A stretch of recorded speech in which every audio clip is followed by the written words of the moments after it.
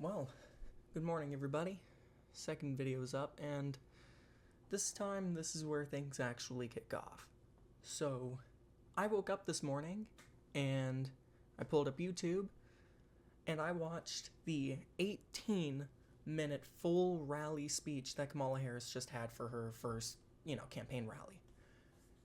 And I have a lot of different opinions and views on it, which I'm going to discuss with you guys here today.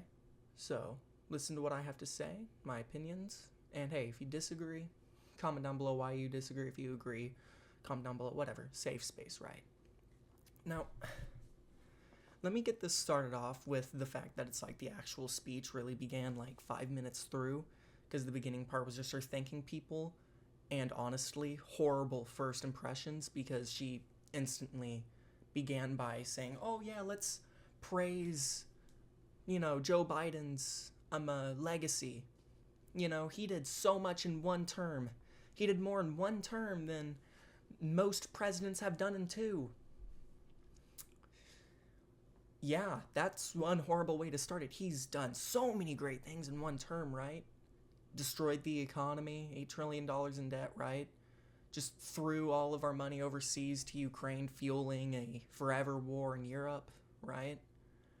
Yeah, he's completely destroyed our border. Illegal immigration's at an all-time peak.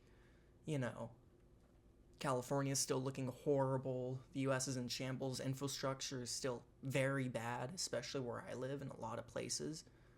I hate to be rude, Kamala, and excuse my language, but what you said about Biden's legacy is kind of full of shit.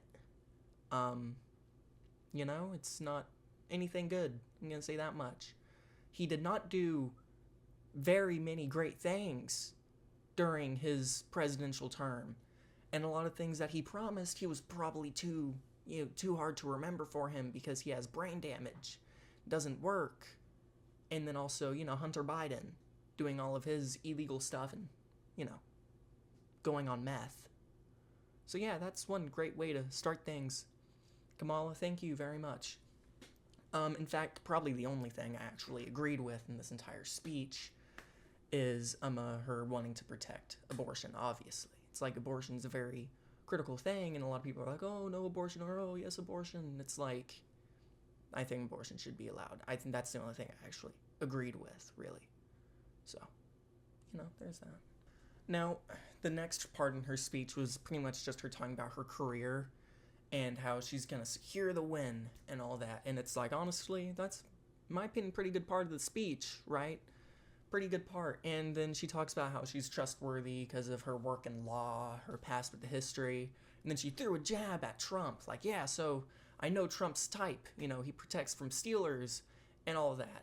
And it's like, aren't you the same woman that worked with President Biden, let him do everything that he did, and you kind of let it slide? And then the whole Hunter Biden thing, you didn't really do too much about that. You just kind of sat there twiddling your thumbs like, oh, I just gotta wait until hopefully he dies in office so I can become president. That was your entire thing.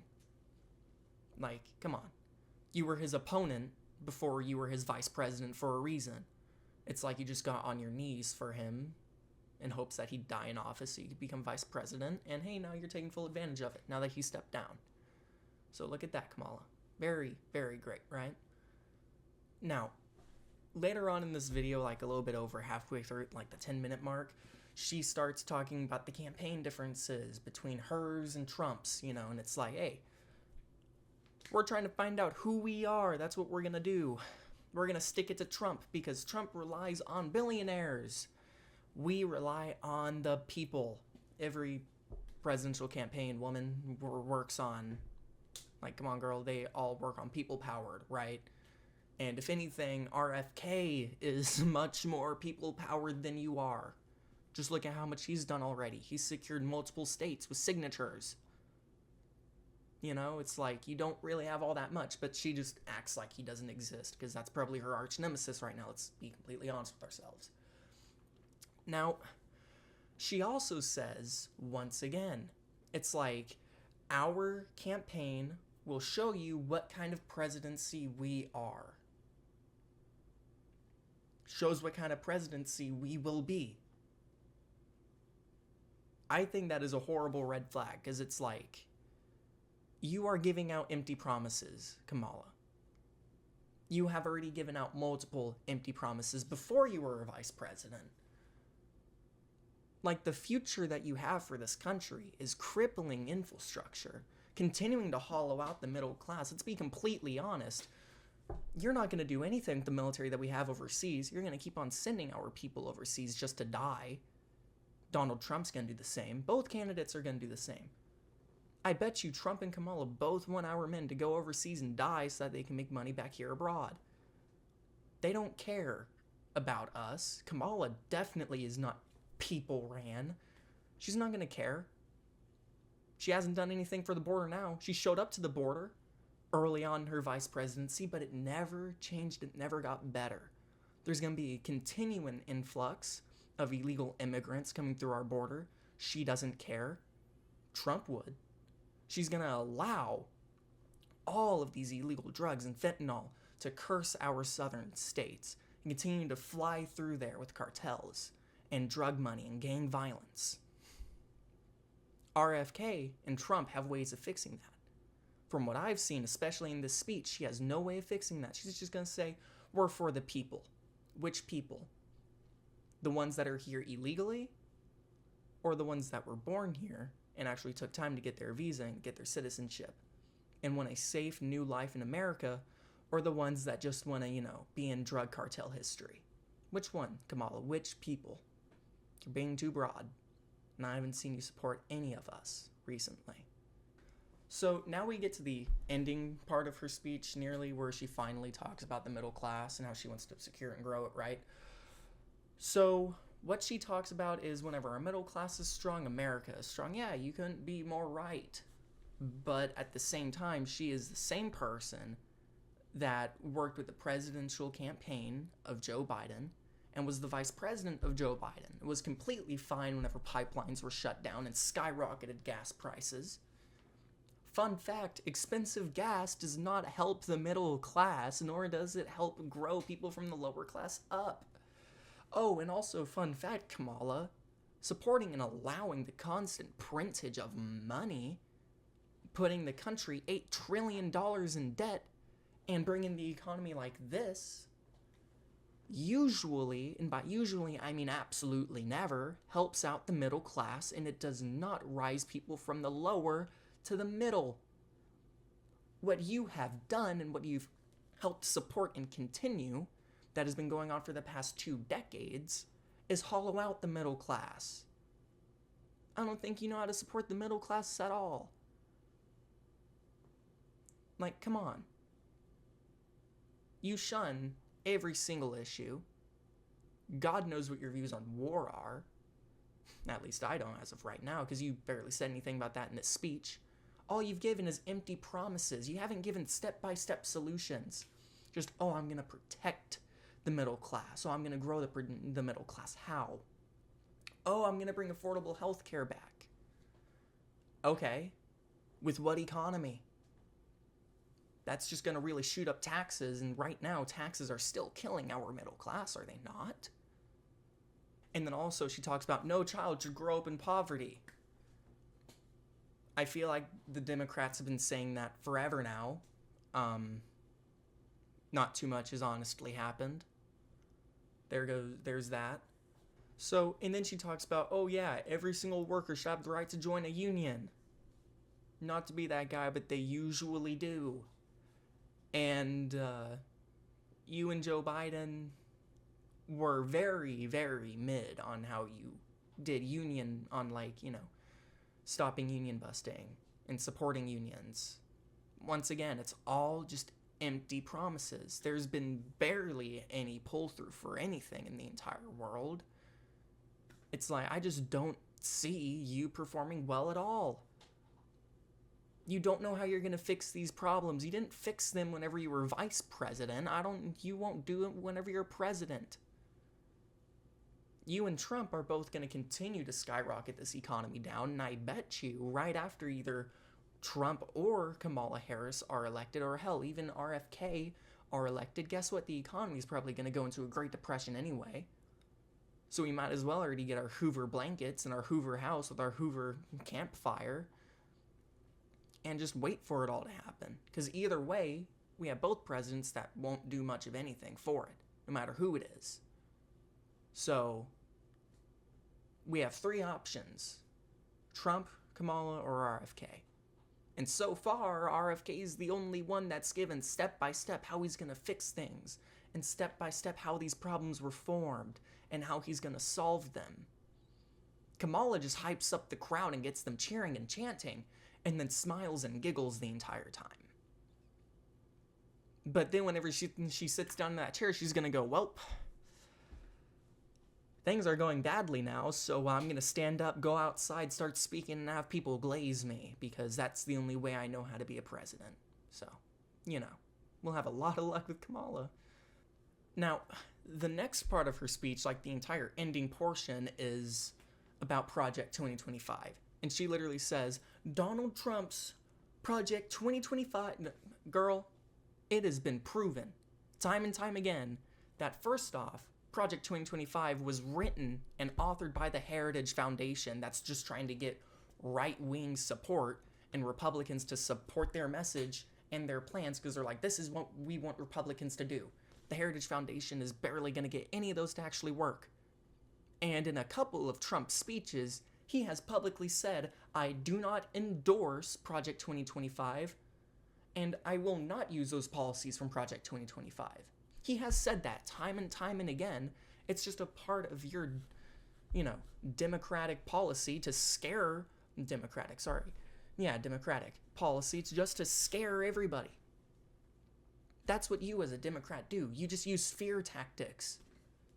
You and the Republicans. That's the worst part about both of y'all. And you're no better, Kamala. If anything, you're worse. Because you continuously say Project 2025 and Trump together in the same sentence, even though they could not be farther apart. Trump does not support it, but yet you still brainwash people. And you still tell the entire crowd he supports it and gets the entire crowd booing like, oh, no, Donald Trump, we don't want that Project 2025. Yeah, nobody fucking wants Project 2025. Nobody. Not even Trump wants that shitty project. And he's not going to support it. But you can continue to scare people into thinking they're going to lose their rights. Oh, that project is going to hollow out the middle class. Yeah, you're damn right it is. That's why Trump isn't supporting it, because he wants to strengthen the middle class. And Trump was actually focused on strengthening the middle class during his presidency. And the middle class actually saw a better boost than during Biden's administration. So if anything, Trump has a much better record when supporting the middle class than you do. So, you need to get your words and your facts together and stop just scaring people into thinking one thing or the other. And that also goes for the Republicans. Neither side is innocent, but you're definitely no better during this speech. Because honestly, during Trump's speeches, he's just said what he's seen, which is a weakening of the middle class, and you've worked with it, like I've said time and time again. You worked with it, you allowed it. You endorsed most, if not all, of Biden's actions. So, get yourself together and stop lying. But let's be honest, you aren't going to stop lying, Kamala. You're going to keep on scaring people because that's the only way you can get votes. That's the only way you can get into the White House. She then says, I'm going to make sure that every single person possible has the ability to vote. This is just dry. Now, I say that it's dry because it's always said. It's completely rinsed and repeated. Trump said, I'm going to make sure that everyone that can vote votes and that they get counted. Kamala said it right here in this speech. Joe Biden has said it. I bet you George Bush said it. I bet you Teddy Roosevelt said it. I bet you JFK said it. It's like everyone says this, and it's like it's just overused that we're going to make sure that every single vote gets counted. Every single person needs to vote. Kamala, if every single person votes, and they vote honestly, and they vote their conscience, let's just say you're not going to be one of the people that gets elected, okay? So, After this, she gets the entire crowd riled up and she says, we're going to secure everyone's right to live safely. First off, you've definitely not done any of that in your entire career, especially whenever you worked in California. Look at the state California's in, Kamala. Oh, yeah, I went against a bank that was, doing fraud. Is that all you did? Because obviously it kind of shows, considering the horrible state California's in. The homelessness, the gang violence, everything.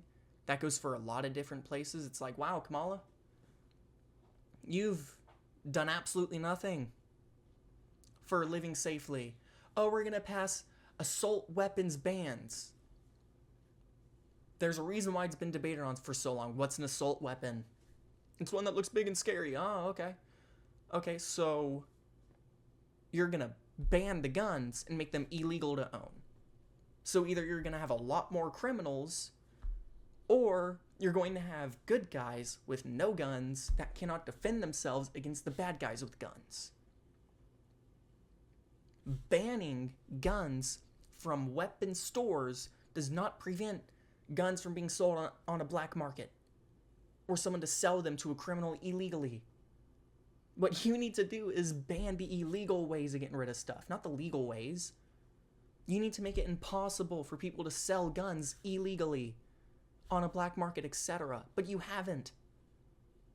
You and Biden, both of y'all's administrations, and every single Democrat ever, has just wanted to ban guns for an honest citizen. An honest, living, innocent person. A good person. They don't want the innocent to protect themselves. So, Kamala, you're literally taking our defenses, my defenses, away from me. Away from my neighbors. So if we get robbed, we just have to go, well, I guess you literally outgunned me considering I had to give up my guns because they were illegal, so I'll either let you shoot me in the face or, you can take my money. Which I already don't have a whole lot of. Now, she then, at the very end of her speech, talks about, do we want to live in a country of freedom, compassion, and rule of law? You've taken away the rule of law and people's right to defend themselves. You have supported the defunding of police departments. You have defunded police departments. That does not sound like rule of law, Kamala. And freedom, you want to take big things out of the Constitution. Like the right to bear arms. One of the necessary freedoms that is said in the Constitution you want to take away. And you're trying to steal everyone's compassion from their soul. And then you say, or do we want to live in fear, terror, and chaos? You have brought chaos by supporting huge protests and riots that have burnt down Walmarts and destroyed entire cities and led to the creation of CHOP. That place where it was just gang and no rule of law once again. And you continue to fearmonger every single voter that you speak to and every single citizen that you speak to by lying about Project 2025 and Trump's endorsement of it. You try and scare so many different people by all these different scare tactics that are just full of bullshit. And you continue to throw out these empty promises to guilt trip people into voting for you. Kamala, clearly, you do not support freedom, compassion, and rule of law. Because all of those things you've taken away from, but you've added to fear and chaos. So finally, she ends the speech by saying, we have the power to answer this question. We're going to get people voted, registered to vote. We're going to have them vote. We can answer this question, and we have an election to win. Like you said, you want them to answer that question. But by voting for you, they're answering the part they want, fear and chaos. Because that's all you've brought, is fear and chaos. Never once have you supported fear, compassion, and rule of law. You've only supported freedom. Did I say fear? I probably said fear. Yeah, I probably said fucking fear, but it's fine. So she's only ever supported freedom whenever it's the right to get an abortion. If it's the right to bear arms and protect ourselves against a tyrannical government that she runs, get rid of it. She's only supported compassion if it's compassion for her party and her views. Otherwise, she kills it and has killed it. She's only supported rule of law whenever the law is protecting her from rioters that just breached the Capitol. Otherwise, she has not protected it. She's not allowed the law to secure and protect our borders. She's taken away the law and she's defunded the law so that it only protects and benefits her and her views. So far, that's the Kamala Harris that we have. Will she change in the next 105 days? Well, 104 days now? We don't know. Most likely not. There's one thing I've learned. Presidents and presidential candidates only change their views whenever it benefits their pockets. And right now, the Democratic glaze is all over her, so she's not changing her views anytime soon. Neither is Trump. So, we've got two horrible candidates and one good one. The good one is the Kennedy. So I would suggest that you probably vote for them if you want a safe and secure future. But you decide your own future, and you decide your own fate. It's the power we have, and we have the right to listen and learn. My channel may not be the best, and I may not be the best speaker, and there are times that I miss things. There will be times that I misspeak. But if you prove me wrong on my points, well, I'll say sorry, and I'll say, yeah, I was wrong, and I'll admit my fault. Or I'll defend my point, because that's my right. And I'll speak however I want to whatever presidential candidate. If I see lies from Trump in one of his speeches, you can bet I'll post it. But Kamala, she spat a whole lot of BS. And I don't support it, nor do I endorse it. So you're hearing about it right now. So, stay tuned on future updates on Kamala's empty promises. So, I'll catch you next time, probably on episode 2. So, we're in for a huge shitstorm, America. But, I'll see y'all tomorrow.